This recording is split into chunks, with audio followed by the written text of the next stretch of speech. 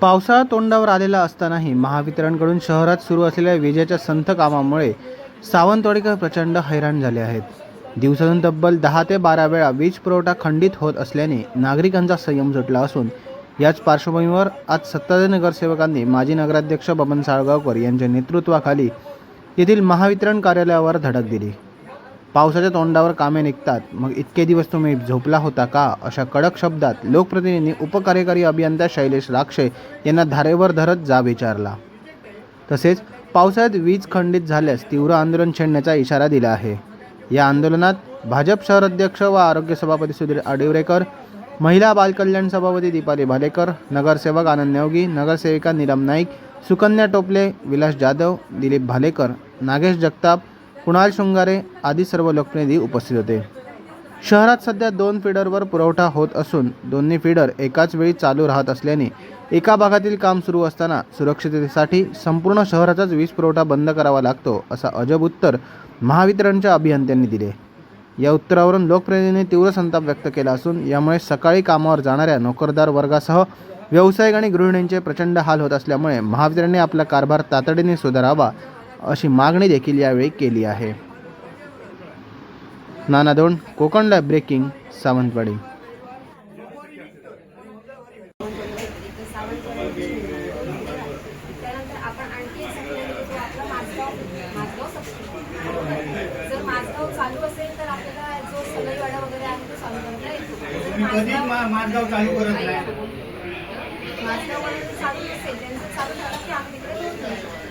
किंवा दुसरं आपल्याला जो आहे जर सावंतवाडी आपल्याला समजा जिल्हा वगैरे बनले तर आपण जिंकण्यावर घेऊ, पण जिंकण्याचं पण काहीतरी काम असतं आपल्याला जिंकण्यावर बदल करायला लागतं. आणि आपल्याकडे आत्ता अशी परिस्थिती आहे की सबस्टेशनमधून जे आपले दोन्ही फील्ड बाहेर पडले ते एकच पोल आहे, म्हणजे की बाबा एकच जोडणं सावंतवाडी पण आहे, जिंकणं पण. म्हणजे आम्ही एक चालू करून एक बंद ठेवू शकत नाही. तिथे जर काहीतरी काम असेल तर आम्हाला दोन्ही बंद ठेवायला लागतं. जो सोमवारचा आपला जो विषय झाला की बाबा जास्त वेळ लाईट बंद राहिली, संध्याकाळपर्यंत आपला विषय झाला, तो आपला दोन्ही फीडर एकत्र असल्यामुळे फक्त प्रॉब्लेम. मग आम्ही संध्याकाळी काय केलं की आम्ही जो आपल्याला माझगाव सप्लाय चालू करता येतो तो सगळे चालू फक्त जो भाग बंद आहे तो आपण बाजारात हो, ही ग्राहकांची चूक की तुमची चूक? हे जे काय फीडर दोन एकत्र आहेत ना, ही तुमची चूक की ग्राहकांची चूक आहे? नाही हो, ह्याच्यापूर्वी मला वाटतं, ऐका, तुम्ही भटवाडीची लाईट सुरू करत असाल ना तर सालेवाड्याची चालू राहायची दोनदा इन्सुलितून घेतली जायची. प्रत्येक तुमच्याकडे कुठचा एरिया आहे अर्बन म्हणजे इकडचा भाग, दुसरा इंजिनियर आहे दुसरं, मग तुम्ही तुमची एरिया सोडून दुसरीकडे कशाला असता? तुम्ही तुमच्या भागात बघायचं ना लाईट आहे. मग अर्बन एरिया तुमच्याकडे, मग दुसरा तुमचा इंजिनियर त्याच्याकडे कुठचा भाग येतो? पलीकडचा भाग. हा बोला.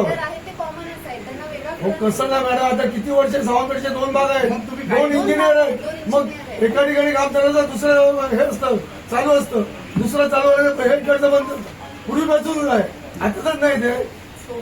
हो सोमवार का इतर दिवशी सोमवार सोडून द्या.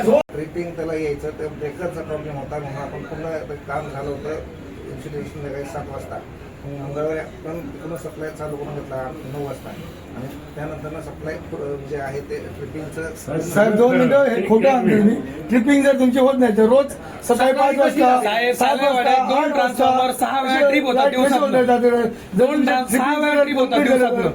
माडाचे जे फंद हो साहेब, आता तुम्ही सांगितलं ट्रिपिंगचं काम कम्प्लीट झालं, मग रोज 5 वाजता माडाची जावळं पडतात, रोज 8 वाजता पडतात.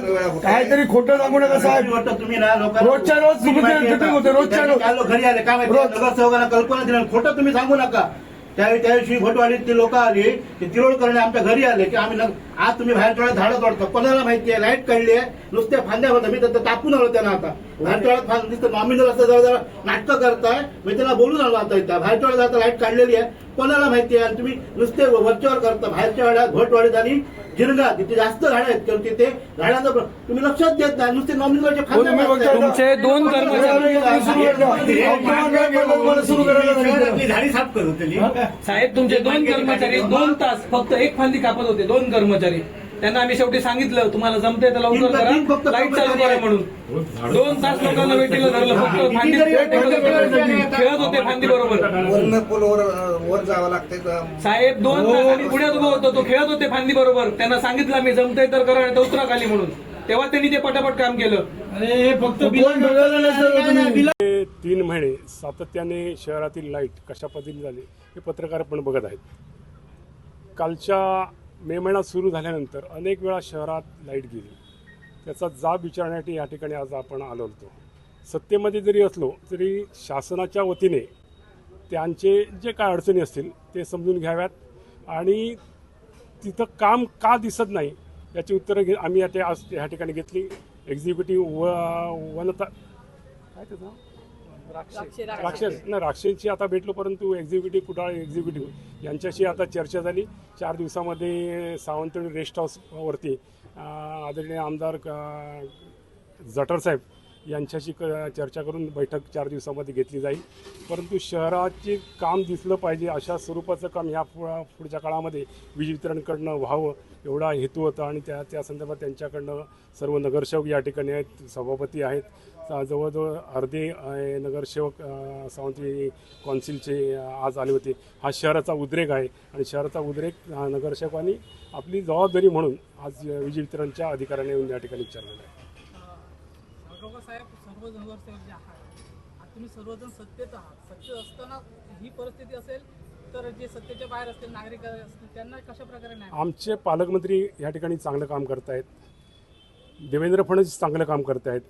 3 महिन्यापूर्वी प्रकाश गडवरून वीज वितरणला एक पत्र आलं.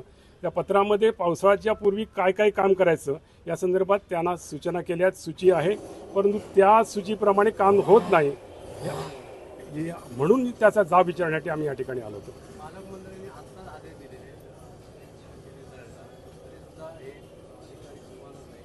हे बघा, जिथं शहरावरती अन्याय होईल तिथं भारतीय जनता पक्षाचे कार्यकर्ते लोकप्रतिनिधी तिथं जाऊन जाब विचारतीलच.